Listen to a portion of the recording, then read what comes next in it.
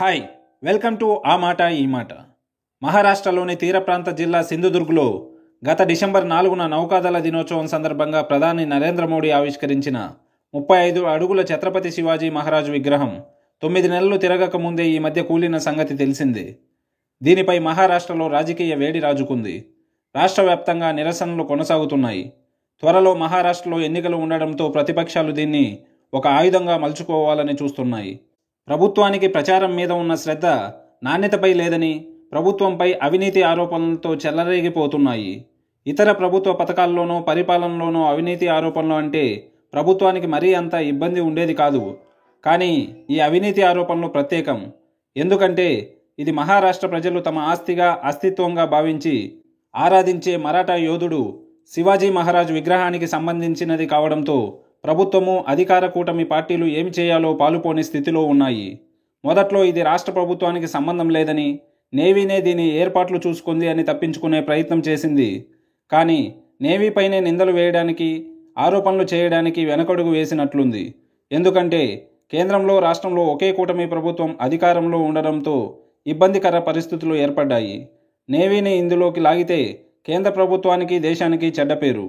అలా అని రాష్ట్ర ప్రభుత్వం మీద వేసుకుంటే త్వరలో రాబోయే ఎన్నికల్లో ప్రతిపక్షాలకు ఇది ఒక ఆయుధంగా మారుతుంది. అందులోనూ ఈ మధ్య జరిగిన లోక్సభ ఎన్నికల్లో చేదు ఫలితాలను చూసిన అధికార పక్షానికి ఇది మరింత ఇబ్బందుల్లో పడేసిందనే చెప్పాలి. అందులోనూ ఇది మరాఠా యోధుడు శివాజీ మహారాజ్ విగ్రహానికి సంబంధించింది కావడంతో ఏమాత్రం తొందరపడి మాట్లాడినా ప్రజల సెంటిమెంట్ దెబ్బతినే అవకాశాలు ఉన్నాయి. తద్వారా అది ప్రతిపక్షాలకు ఆయుధమయ్యే అవకాశం ఉండడంతో ప్రభుత్వం మెతక ధోరణిలో వెళ్తున్నట్లుంది. అందుకే ఉప ముఖ్యమంత్రి అజిత్ పవార్, ముఖ్యమంత్రి ఏక్నాథ్ షిండే ఒకరి తర్వాత ఒకరు క్షమాపణలు చెప్పారు. ఇప్పుడు ఏకంగా విగ్రహావిష్కరణ చేసిన ప్రధాని నరేంద్ర మోడీనే ప్రజలకు క్షమాపణ చెప్పారు. మహారాష్ట్రలోని పాల్ఘర్ జిల్లాలో వధావన్ పోర్ట్ ప్రాజెక్టు శంకుస్థాపనకు ఇచ్చేసిన ప్రధాని ఈ సందర్భంగా మాట్లాడుతూ శివాజీ మహారాజ్కు, ఆ యోధుడి విగ్రహం కూలడం వల్ల మనోభావాలు దెబ్బతిన్న ప్రజలకు తాను క్షమాపణ చెబుతున్నట్లు పేర్కొన్నారు.